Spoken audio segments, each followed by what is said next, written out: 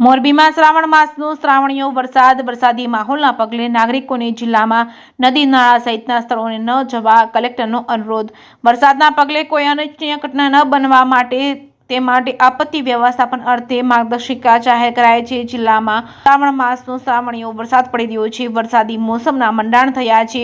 વરસાદી પાણીના નિકાલ બંધ થઈ ગયા હોવાથી રોડ ઉપર અને નીચાણવાળા વિસ્તારોમાં પાણી ભરાઈ ગયા છે। ત્યારે હળવદ તાલુકાના માણસો સાથે ટ્રેક્ટર નદીમાં તણાયું હતું, જેના પગલે જિલ્લાના નાગરિકોએ નદી નાળા તેમજ તળાવ, ડેમ સાઇડ કે અન્ય કોઈ પાણી ભરાતું હોય તેવા સ્થળોએ ન જવાય એ માટે યોગ્ય તકેદારી રાખવા માટે જિલ્લા કલેક્ટરે કેબી ઝવેરીના માર્ગદર્શન હેઠળ જિલ્લા આપત્તિ વ્યવસ્થાપન દ્વારા માર્ગદર્શિકા બનાવવામાં આવી છે। આ બાબતે વાત કરીએ તો સમગ્ર રાજ્યની સાથે મોરબી જિલ્લામાં પણ લાંબા વિરામ બાદ ફરી મેઘરાજાએ ધમાકેદાર એન્ટ્રી કરી છે। છેલ્લા 24 કલાકમાં સમગ્ર જિલ્લામાં નોંધપાત્ર વરસાદ પડ્યો છે।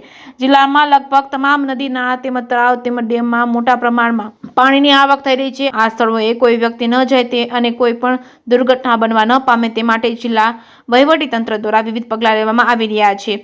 ઉપરાંત રસ્તા ઉપરથી પસાર થતા હોય ત્યારે, કોઝવે પરથી પાણી પસાર થતું હોય ત્યારે રસ્તો પાર ન કરવા અને ઊંડા પાણીમાં ન જવા માટે અનુરોધ કરવામાં આવ્યો છે। ચાચપર ગામે નદી કાંઠે રહેણાંક મકાનની નદી તરફ ધોવાણ થવાના કારણે પડી ગયેલ છે। ગામના સરપંચ સહિતના ગામ લોકો ભેગા થયા હતા। સવારથી જ વરસાદ પડી રહ્યો હોવાથી લોકો ઘરમાં પુરાઈ રહ્યા છે। કોઈ વરસાદની મોજ લેવા ચાલુ વરસાદમાં બહાર નીકળી ગયા હતા, પલળીને પોતાના ઘરે ગયા હતા। ત્યારે એકંદરે શ્રાવણ માસ અને જન્માષ્ટમી પર્વે સમયે જ વરસાદ પડી રહ્યો હોવાથી લોકોમાં આનંદ વર્તાઈ રહ્યો છે।